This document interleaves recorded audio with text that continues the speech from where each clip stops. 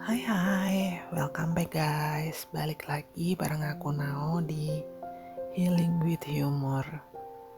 Tempat dimana kita gak cuma nangisin luka batin kita doang, tapi juga mampu ngerosting luka kita sebagai salah satu cara untuk healing dari luka kita. Tapi sebelumnya aku minta maaf ya kalau suara aku rada-rada bindeng. Dari semalam tuh tiba-tiba aku flu gitu. Padahal nggak jajan atau nggak pergi-pergi. Ya mungkin suratan takdir kali ya, dapat jatah untuk sakit. So balik lagi ya. Kalau ada yang nanya, kenapa cerita yang sebelumnya yang mau ngebongkar perselingkuhan itu nggak dilanjut?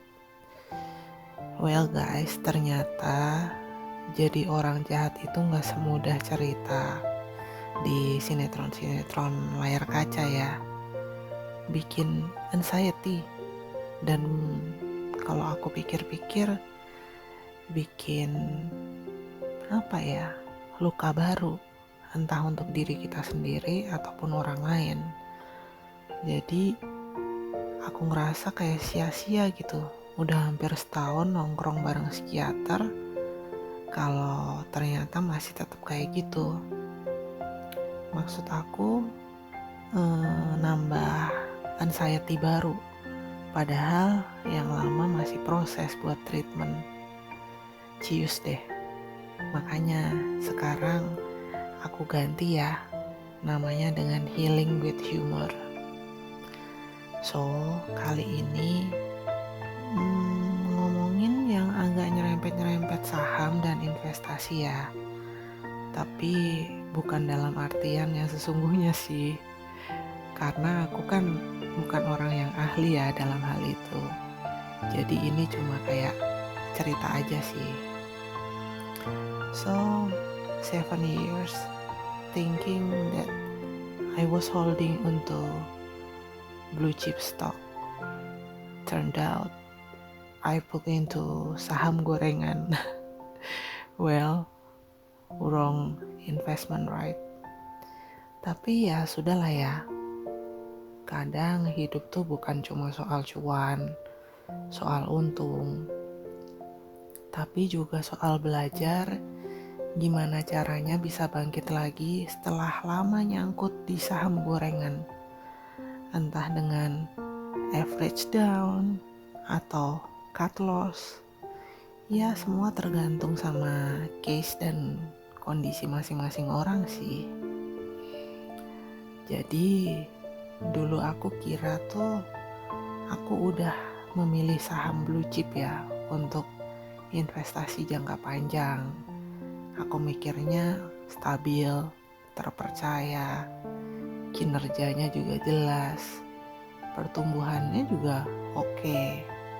Tapi ternyata aku memilih saham gorengan gitu. Yang awalnya tuh terlihat menjanjikan ya, karena terlihat aktif. Namun ternyata seiring waktu dia itu fluktuatif. Niatnya spekulatif, transparansinya negatif. Dan terakhir baru menyadari kalau saham itu masuk ke dalam list unusual market activity. Begitu market crash, saham gorengan pindah ke tangan retail baru.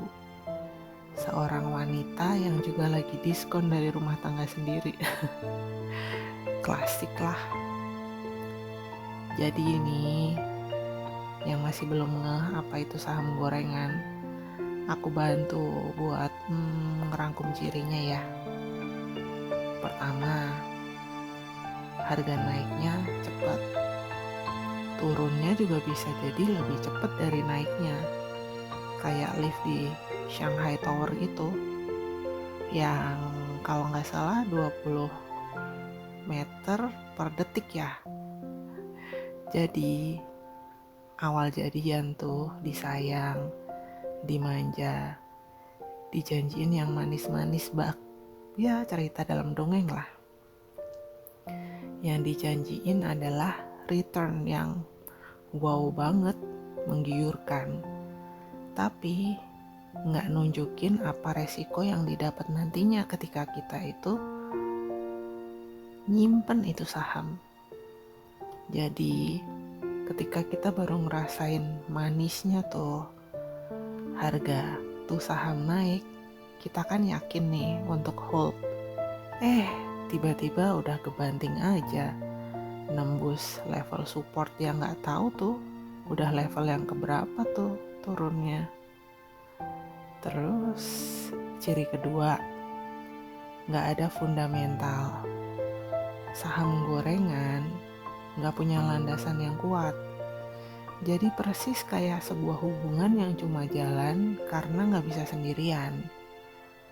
Saat kamu butuh komitmen, saat kamu butuh kejelasan, mereka cuma bisa ngulur waktu dengan alasan, udahlah, ngalir aja semampu kita.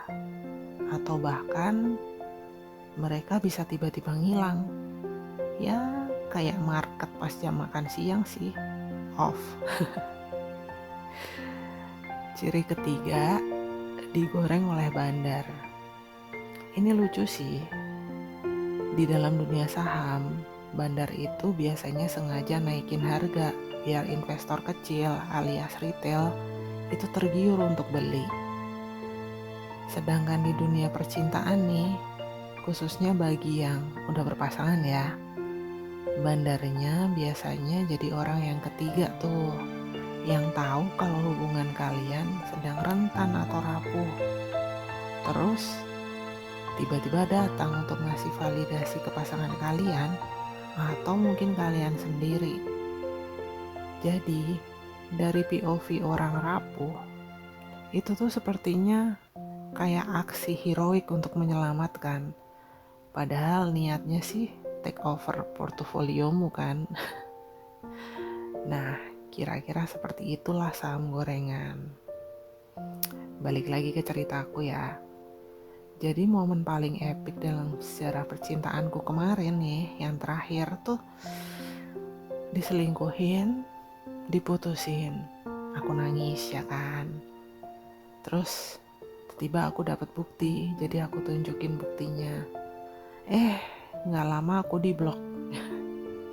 Itu bukan self defense sih buat mereka, tapi aku lebih ngerasa kayak guilty people move fast. Mereka yang nggak tahan lihat pantulan diri mereka di kaca jendela biasanya paling duluan nutup tirainya, ya nggak sih? Lanjut,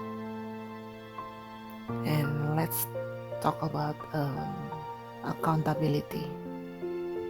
Di dunia nyata, kalau kita gagal investasi nih ya, kita biasanya audit kan untuk tahu penyebab kenapa investasi kita bisa gagal kan. Tapi di hubungan ini tuh kayak udah gagal, rugi. Setelah nemuin fakta-fakta penyebabnya malah dibungkam, bukannya dievaluasi. Entahlah, mungkin untuk menyelamatkan citra dari yang bermasalah, atau karena ada backingan dari pihak luar atau penasehatnya. Nggak tahu lah pokoknya. Dan dari situ kadang muncul pertanyaan, apa ya? Karena ada kejadian gini, mereka itu masih stalking salah satu akun aku ya. Aku jadi bertanya-tanya, kalau dia udah bahagia dengan orang pilihannya, kenapa masih ngepoin mantan pasanganmu gitu kan? Insecure kah? Atau memastikan aku masih baik-baik saja walau sudah dihantam dengan surprise yang sangat mengejutkan dari mereka? Atau mengintai kalau saja aku melawan? Ya setidaknya mereka sudah siap lah dengan strategi defensifnya ya kan. Kalau iya, tenang aja sih. Aku udah mulai ngerasa aku baik-baik aja. Dan ada satu hal yang aku ingat. Ada potongan pesan dari Rasulullah. Jangan lukai orang lain seperti orang lain melukaimu. Ingat, kamu akan bertemu Allah dan kamu akan pertanggungjawabkan amalanmu dengan sebaik-baiknya. Ya, itu yang aku ingat sih. Setelah emosi aku menghilang, aku mulai perlahan-lahan ya bisa mengendalikan emosi lah intinya. Tapi manusiawi lah ya kalau misalkan playlist di Spotify aku isinya masih lagu-lagu sakit hati gitu. Jadi jangan heran kalau lagu Luka Lama by Coklat sering banget aku play berkali-kali dalam satu hari. Ya tipikal Gemini lah, bisa dengerin satu lagu berulang-ulang dalam satu hari, bahkan berhari-hari sampai punya lagu pengganti lainnya. Apa ya, dulu aku pikir cinta itu tentang berkorban. Sekarang aku kayak mau rebranding. Aku bukan lagi support system tanpa syarat dan ketentuan berlaku, aka boundaries. Aku bukan pembuktian diri untuk seseorang yang gak tahu gimana cara memilih yang benar dan enggak. Aku udah delisting mereka dari hidup aku. Dan sekarang aku lagi IPO saham baru. Namanya Diriku Sendiri TBK. Satu-satunya investasi yang pasti naik kalau aku rawat dan aku jaga sendiri. Jadi buat kamu yang lagi patah hati karena ditinggal tanpa penjelasan, percayalah, kadang penjelasan dari mereka itu gak penting. Dan menunggu penjelasan dari mereka itu membuang waktu kita, membuat kita jadi lebih lama terpuruk. Karena memang ada orang-orang yang bahkan gak ngerti apa yang mereka lakukan itu bisa nyakitin orang atau enggak. Jadi gak semua hal perlu kamu pahami. Kadang hanya cukup kamu lepasin.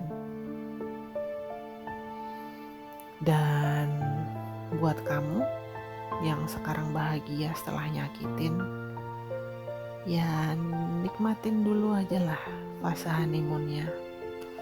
Sebab semua saham gorengan, cepat atau lambat, pasti akan menggerus kesehatan mental kamu. Karena memiliki volatilitas tinggi yang bakal sering bikin kamu anxiety kalau kamu nyimpen sebagai investasi jangka panjang. Juga karena saham seperti ini akan mudah dimanipulasi oleh pihak lain atau malah memanipulasi dengan janji return yang besar. Padahal dibalik semua itu ada resiko yang bisa menghancurkan. Jadi selamat menikmati saham gorenganmu, dear. Semoga cuan ya. Oke, kita ketemu lagi di Healing with Humor episode selanjutnya ya. Dan ingat, healing itu bukan berarti gak sakit ya. Tapi kita tetap bisa ketawa di tengah rasa sakit itu. So, stay spicy, stay classy. Salam cuan. Bye guys.